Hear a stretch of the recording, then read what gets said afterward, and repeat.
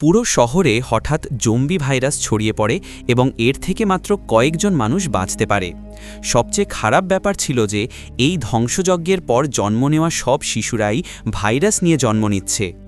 এখন মানুষের অস্তিত্ব শেষ হয়ে যাবে নাকি সেটা জানার জন্য শুরু করা যাক আজকের গল্প। দক্ষিণ সিটিতে থাকা মার্ক ছোট থেকেই তার বাবার সঙ্গে এক শুনশান জঙ্গলে থাকে। তার কোনো বন্ধু নেই আর বাইরের জগতের কিছুই জানে না। তার বাবা সবসময় চুপচাপ থাকেন এবং মার্ককে শুধু দুটো কথা শেখান। বলতেন যে জঙ্গলের বাইরে জম্বির রাজত্ব, আর বেঁচে থাকা মানুষরা জম্বি থেকেও বেশি বিপজ্জনক হয়ে উঠেছে দিনটা। তার বাবা দিনের শিকার করতে বেরিয়ে যান আর মার্ককে নিজের সুরক্ষার জন্য একটা বন্দুক দিয়ে দেন। মার্কের পুরো শৈশব গান শোনা আর বই পড়তে কাটিয়েছে। যদিও তার গল্পের বইটা অনেক পুরনো হয়ে গেছে, তবুও মার্ক সেটা পড়তে খুব ভালোবাসে। আর ওই বইটাতে একটা জাদুকরি পরীও ছিল। মার্কের হাতে ছোটবেলা থেকেই এম আকারের একটা দাগ ছিল, আর মার্ক বিশ্বাস করে এটা জাদুর প্রতীক। তার নামের প্রথম অক্ষরও তখন থেকেই। একদিন জঙ্গলে ঘুরতে ঘুরতে মার্ক একটা লোহার ক্যাম্পার ভ্যান দেখতে পায়।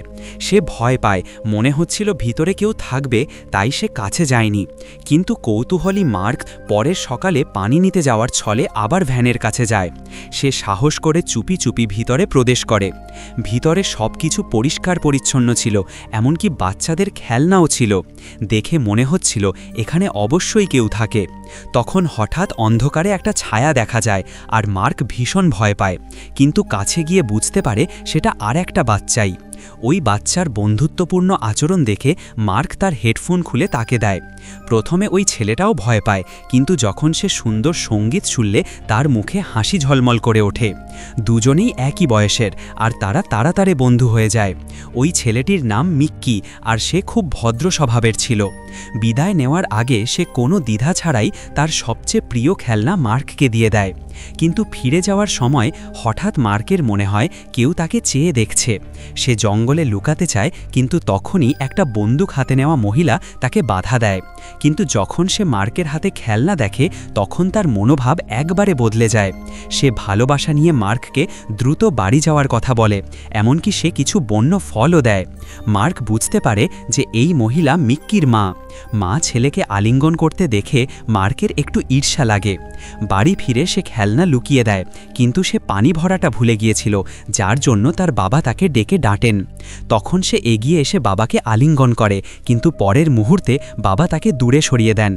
এরপর মার্ক অনেকবার মিক্কির মায়ের সাথে দেখা করে। তার মমতাময়ী কথাগুলো তাকে তার নিজের মায়ের কথা মনে করিয়ে দেয়। একদিন রাতের খাবারের সময় সে শেষ পর্যন্ত সাহস করে তার মায়ের কথা বলে। ওইটা জিজ্ঞাসা করে, কিন্তু তার বাবা শুধু চুপ করে থাকেন, তাই মার্ক আর জিজ্ঞাসা করার সাহস পায় না। সে চুপচাপ জানালার পিছনে লুকিয়ে দেখে তার বাবা বাইরে লুকিয়ে এক ভিডিও দেখছেন। পরের সকালটা তার বাবা সব সময়ের মতো শিকার করতে বের হন। হঠাৎ করে তাকে অদ্ভুত চিৎকার আর গুলির আওয়াজ শুনতে লাগে। মনে হয় কিছু একটা ঠিক নয়, তাই সে তার ছেলেকে কোথাও লুকাতে বলে আর নিজে বন্দুক নিয়ে দেখতে যায়। মার্ক ঘুরে ঝোপঝাড়ের মধ্যে লুকিয়ে পড়ে এবং দূর থেকে তাকে মিক্কির মা আহত অবস্থায় বসে থাকতে দেখা যায়। একটু বেশ দেরি পরে তার বাবা বন্দুক নিয়ে তার দিকে এগিয়ে আসেন এবং তাকে গুলি করে দেন। এটা দেখে মার্ক ভয় পেয়ে যায়। সে কখনো ভাবেনি তার বাবা এত নিষ্ঠুর হতে পারেন। সে তৎক্ষণাৎ বাড়ি দৌড়ায় এবং বিছানায় শুয়ে ঘুমানোর ভান করে। তার বাবা বাড়ি আসেন এবং তাদের মেজাজ খুব খারাপ থাকে। তারা বারবার বলেন তারা এসে গেছে। মার্ক হেডফোন দিয়ে এমনভাবে আচরণ করে যেন কিছুই হয়নি, কিন্তু তার ভিতরের কৌতূহল ক্রমেই বেড়ে যায়। যখন তার বাবা ঘুমিয়ে পড়েন, তখন সে চুপি চুপি তাদের ভিডিও ক্যামেরা তুলে নেয়। তাতে তাদের পরিবারের সুখের স্মৃতিগুলো ছিল। তখন মার্ক জন্মায়নি, কিন্তু তার একটা বড় বোনও ছিল। পরের ভিডিওতে তার মা ভীত ও চিন্তিত দেখাচ্ছে। সে মার্ককে বলে, আমি তোমাকে ভালোবাসি, এবং তারপর তার বাবার রাগান্বিত কণ্ঠ শোনা যায়। এরপর ভিডিওটা বন্ধ হয়ে যায়। মার্ক সন্দেহ করতে থাকে যে তার বাবা তার মাকে মেরে দিয়েছে। বিদ্রোহের অনুভূতি আর সহ্য হয় না। যখন তার বাবা গভীর ঘুমে থাকেন, তখন সে তাকে বেঁধে যায়। তার ব্যাগ প্যাক করে চুপচাপ বাড়ি থেকে বেরিয়ে পড়ে। সে সহজেই তার বন্ধু মিক্কিকে খুঁজে পায় এবং তাকে জঙ্গলের বাইরে পালাতে বলে। কিন্তু মিক্কি তার মার্ক তার মাকে অপেক্ষা করতে দিতে চায়, কিন্তু তার বন্ধুর জন্য এটা খারাপ লাগে, তাই সে তাকে সত্যি সত্যি বলে দেয়। মিষ্টি মিক্কি গুস্সা হয় না, বরং তাকে আলিঙ্গন করে, যার ফলে মার্ক প্রথমবার কারো কাছে আলিঙ্গিত হওয়ার অনুভূতি পায়। এখন দুই ছেলেই এগিয়ে যেতে থাকে। হঠাৎ করেই মার্ক থেমে যায়। সে ছোটবেলা থেকে তার বাবার সঙ্গে থেকেছে, তাই সে বিপদের ভান পেয়ে যায়। সে মিক্কিকে ঝোপঝাড়ের মধ্যে লুকিয়ে দেয় এবং তারা হঠাৎ সামনে এসে পড়া জম্বি থেকে বাঁচে। দুই ছেলেই দৌড়াতে থাকে এবং পথে তারা একটি ভাঙা গাড়ি দেখে। বিনা কোনো দ্বিধা ঘরে ঢুকে পড়ে। একটু পর জঙ্গলের একটা বড় দল তাদের ঘিরে ফেলে। মনে হচ্ছিল পরের মুহূর্তেই ওরা গাড়িটা উল্টে দেবে। দুই বাচ্চা যখন ভয়ে কাঁপছে, তখন হঠাৎ বাইরে গুলির আওয়াজ শোনা যায়। একে একে জঙ্গিরা পড়ে যেতে থাকে। গাড়ির দরজা খুলে যায় আর মার্কের বাবা দেখা দেয়। আসলে সকালে উঠে দেখলেন তার ছেলে নেই। সঙ্গে সঙ্গে হাতকড়া ভেঙে ফেললেন আর তার শিকার করার অভিজ্ঞতার ওপর ভর করে মার্কের পলানোর চিহ্ন খুঁজে পেলেন। ভাগ্য ভালো, তিনি দ্রুত এসে পৌঁছালেন আর ঝুঁকির সময় নিজের ছেলেকে বাঁচিয়ে নিয়ে বাবা মার্ক তাকে কোলে তুলে নেন আর দেখে স্বস্তির নিঃশ্বাস ফেলে যে ওর কোনো চোট লাগেনি। তখনই দূর থেকে আবার জম্বিদের চিৎকার শোনা যায়। বাবা ঝটপট ছেলেকে টেনে নিয়ে দ্রুত সেখান থেকে পালিয়ে যান। মার্ক মিক্কিকেও সঙ্গে নিতে চায়, কিন্তু বাবা ওর কথা না শুনে দেয়। তাই সে বাবার হাত ছেড়ে প্রথমবারের মতো জোরে চিৎকার করে। বাবা অবিশ্বাস্য চোখে ছেলেকে দেখে, কিছু বলার চেষ্টা করছিলেন, কিন্তু তখনই জম্বিরা কাছে এসে পড়ে।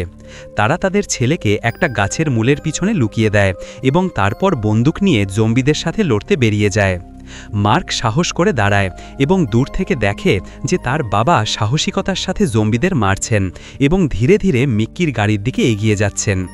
মার্কের আশার আলো জাগে, হয়তো তার বাবা অত তো খারাপ না যেভাবে সে ভেবেছিল। কিন্তু ঠিক পরের মুহূর্তে একটা জম্বি হোঁচট খেয়ে কাছে চলে আসে। সেটা খুব কাছাকাছি আর পালানোর সময় নেই। সে কাঁপতে কাঁপতে তার ছোট বন্দুকটা তুলে নেয়। তার বাবা গুলির আওয়াজ শুনে ভয় দৌড়িয়ে আসে।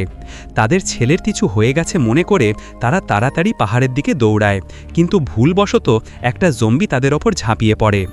অনেক কষ্টে সেটা মারার পর তারা তাড়াতাড়ি ছেলের কাছে পৌঁছায় এবং দেখে নিশ্চিন্ত হয় যে সে নিরাপদ আছে। তখন পিতার মন শান্ত হয়, যদিও মার্ক তার বাবার হাতে থাকা ক্ষত দেখে। আসলে জম্বি থেকে বাঁচতে গিয়ে ভুলবশত জম্বি তাকে কামড়েছিল। বাবার জানা ছিল যে সে এখন তার ছেলের সাথে এগিয়ে যেতে পারবে না, তাই সে গভীর শ্বাস নিয়ে ধীরে ধীরে পিছিয়ে গিয়ে এক শুকনো গাছের কাছে বসে পড়ে। নিজের শরীরে কিছু পরিবর্তন অনুভব করতেই ওরা একদম নিশ্চিত হয়ে গেল যে ওই দিন মিক্কির মা জম্বির কামড়ে পড়েছিল। ওদের ভয় ছিল সে জম্বি হয়ে যাবে, তাই তারা তাকে গুলি করে মেরেছিল। মার্ক তার মায়ের ছবি বের করে জিজ্ঞেস করল, তার মাও কি এভাবেই মারা গিয়েছিল? বাবা মাথা নাড়লেন আর বললেন, মার্কের মা তো একরকম ফেয়েরি ছিল, যাকে কামড়ে দিলেও কিছু হতো না। জম্বি ছড়িয়ে পড়ার কিছুদিন পর ওকে কিছু সৈন্য নিয়ে গিয়েছিল। মার্ক বুঝতে পারল যে সে তার বাবাকে ভুল বুঝেছিল। আসলে বাবা তার সব ভালোবাসা নিজের হৃদয়ে লুকিয়ে রেখেছিল, কিন্তু এখন পশ্চাতাপ করার কোনো ফায়দা ছিল না। তার বাবার শরীরে ভাইরাস ছড়াতে শুরু করল এবং তিনি তার শেষ চেতনায় ছেলেকে পালানোর জন্য বললেন। পরের মুহূর্তেই তার চোখ ঝাপসা হয়ে গেল। যখন মার্ক গাড়িতে তার বন্ধু মিক্কিকে পেল, ঠিক তখনই পাহাড় থেকে একটা বড় গুলির আওয়াজ পেল। সে জানত এখন তার বাবা আর নেই। তবে মার্কের হৃদয় আগের চেয়ে অনেক বেশি শক্ত ছিল এবং তাকে তার মাকে খুঁজে বের করতে হবে। 10 বছরের কম বয়সের দুই ছেলেই এভাবে শুনশান জঙ্গলে ঘুরে বেড়ায়। পথে খেলাধুলা করতে করতে তারা কখন মানুষের বসতি পৌঁছাবে তা কেউ জানে না। তারা কিনারায় পৌঁছে গেছে, কিন্তু টেরও পায় না। একদিন তারা রেললাইনের পাশে এক আন্টিকে রোদে বিশ্রাম করতে দেখে। দুই ছেলে আন্টির কাছে গিয়ে কিছু খাওয়ার জন্য চায়। আন্টি যখন শোনে যে মার্ক তার মাকে খুঁজতে সেই জায়গায় যাচ্ছে যেখানে পরীরা থাকে, তখন সে মন খারাপ করে একটা দীর্ঘ নিঃশ্বাস ফেলে। সে দুই ছেলের সাহায্য করতে চায়, কিন্তু যেতে পারে না, কারণ তার সব সন্তান জম্বি হয়ে গেছে। আন্টি তাদের মারতে চায় না, তাই তাদের পিঞ্জরায় বন্দি করে রেখেছে। সুস্থ মার্ক আর মিক্কিকে দেখে তার চোখে এই বছরগুলিতে যতগুলো শিশুর সঙ্গে খারাপ ঘটনা ঘটেছে সবাই ভাইরাসে আক্রান্ত ছিল। হয়তো মার্ক আর মিক্কিকে ভাইরাসের ওষুধ মিলবে। মামার কাছে বিদায় নিয়ে মার্ক আর মিক্কির রেললাইন ধরে এগিয়ে চলে। কিছুক্ষণ পর তাদের সামনে একটা ভাঙা ট্রেন দেখা যায়। প্রথমবার এত বড় গাড়ি দেখে দুই শিশু খুবই উত্তেজিত হয়। ইঞ্জিনে খেলার পরে তারা পিছনের ডিব্বাগুলোয় যায়, কিন্তু ওখানে অনেক জম্বি দেখতে পায়। তারা ভয় পেয়ে দৌড়ায়, কিন্তু সামনে থেকে দুইজন বন্দুকধারী লোক এসে দাঁড়ায়। কিছুক্ষণ জন্য তারপর তাদের নিয়ে যাওয়া হয় এক ফাঁকা কারখানায়। চশমা পরা বস দুই সুস্থ শিশুকে দেখে হকচকিয়ে যায়। মিকির মুখটা একটু বোকা বোকা লাগলেও তার চোখগুলো খুব পরিষ্কার। সে মনে করে এই ছেলে একটা স্বর্গ থেকে নেমে আসা ফেরেশতা।